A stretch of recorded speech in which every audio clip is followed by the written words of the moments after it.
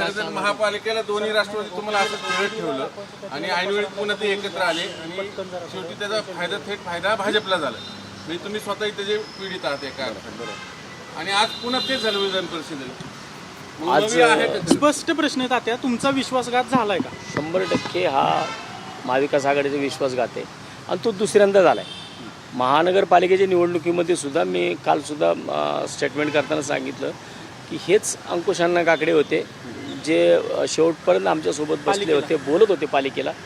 आणि 2 दिवस अगोदर ज्या दिवशी सगळ्या गोष्टी फायनल झाल्या, सीट्स फायनल झाले, आणि त्या दिवशी अचानकपणे अण्णांचं डोकं दुखायला लागलं आणि अण्णांनी फोन बंद करून टाकले. आजसुद्धा आता फॉर्म भरायच्या दिवशी अण्णांचे इतके फोन आले की फॉर्म भरायला या, फॉर्म भरायला. आम्हाला माहीत पण नव्हते की कोण उमेदवार फायनल केला आहे. मग मी मुंबईला विचारल्यानंतर आम्हाला म्हणले ठीक आहे, उमेदवार कोण आहे माहीत नाही, पण पुण्यामध्ये ते लढणार आहेत, तुम्ही जा. आम्हीच पोहोचू शकलो नाही. आम्हाला जायला लावलं पण आमच्यापैकी कुणीच पोहोचू शकलं नाही तिथं. उलट आता मला असं वाटतं की ते बरं झालं आम्ही पोहोचलो नाही, आणि त्यांच्या पापाचे धनी आम्ही झालो असतो.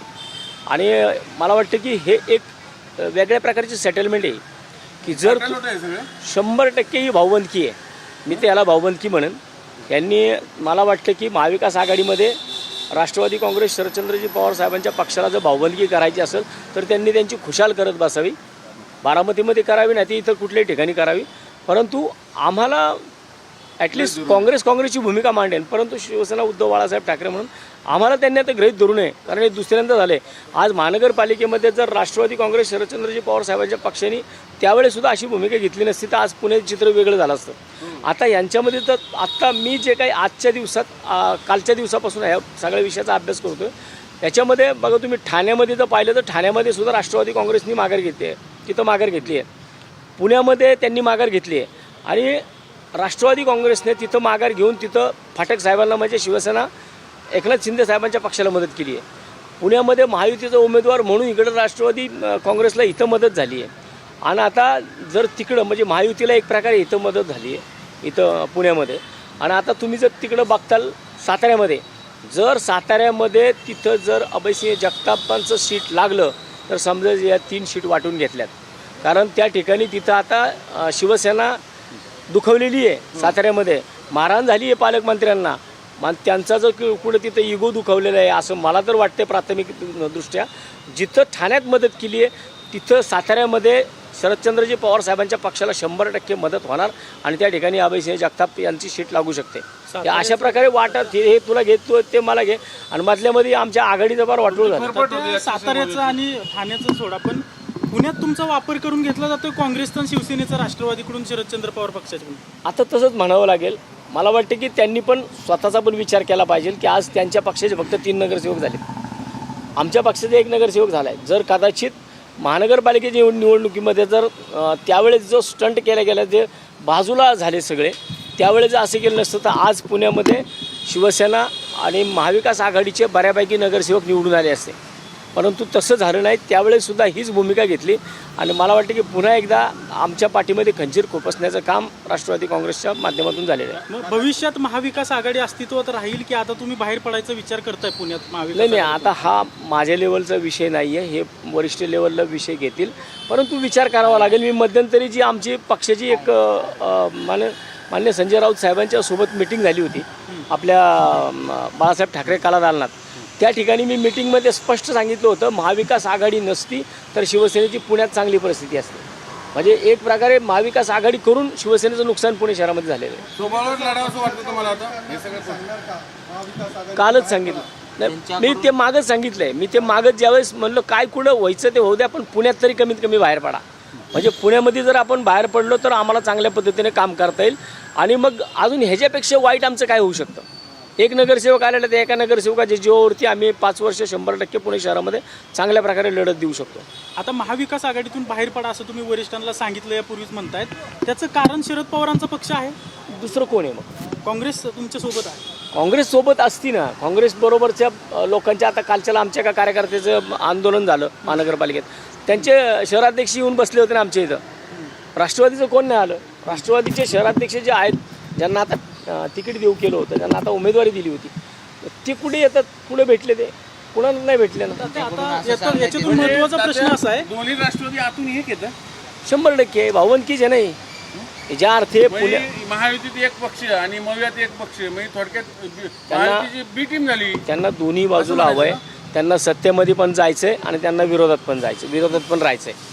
हे जर अशा प्रकारे त्यांची भूमिका होत राहिली, राष्ट्रवादी काँग्रेसची जर अशी भूमिका होत राहिली, तर मला वाटतं ह्याचे सगळं जे परिणाम आहेत हे महाविकास आघाडी भोगावे लागतील. ते मी आत्ता पण सांगितलं. श्रीकांत पाटील म्हणतात की घोडे बाजार होऊ नये म्हणून मी उमेदवारी अर्ज माघारी घेतलाय.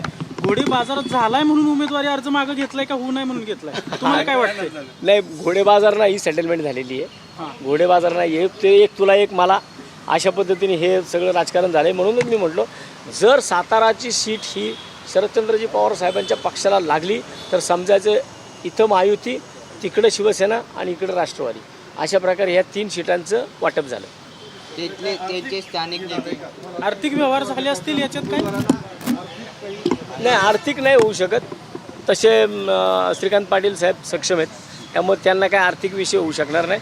परंतु वरिष्ठ लेवलला जे काय कालच्याला कुठं मिटिंगा झाल्या त्याच्यामध्ये कालच्याला आपले जयंत पाटील साहेब पण होते आणि मला वाटतं की त्याच्यामध्ये जर तिकडची एक सीट, साताऱ्याची सीट जर ही त्यांना सोडली असेल किंवा आतमधनं शिवसेना जर त्यांना मदत करणार असेल तर त्याकरता आज फाटक साहेबांना तिकडं आणि जगताप साहेबांना इकडं होऊ शकतं. सातारा झाले त्यांची जावी,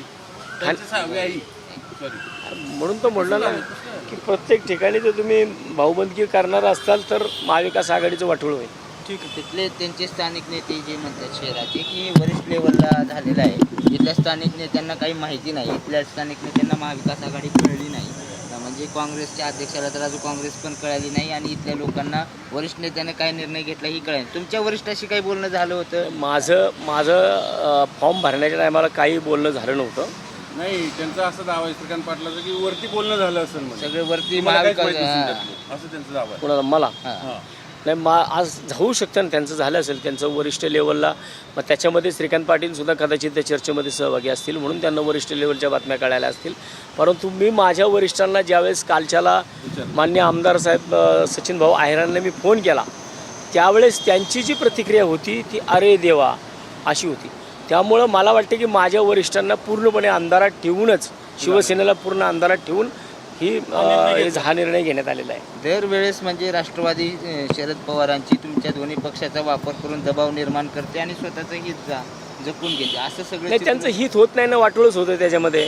हित काय झालं? महानगरपालिकेमध्ये ज्या पक्षाची पुणे शहरामध्ये सत्ता होती त्या पक्षाला आज 3 नगरसेवकांवरती समाधान मानावं लागलं. फक्त मोठं ऑफिस मिळालं, बाकी काय झालं नाही त्यांना. बाकी दुसरं नाही काय त्यांना, मोठं काय मिळालं नाही.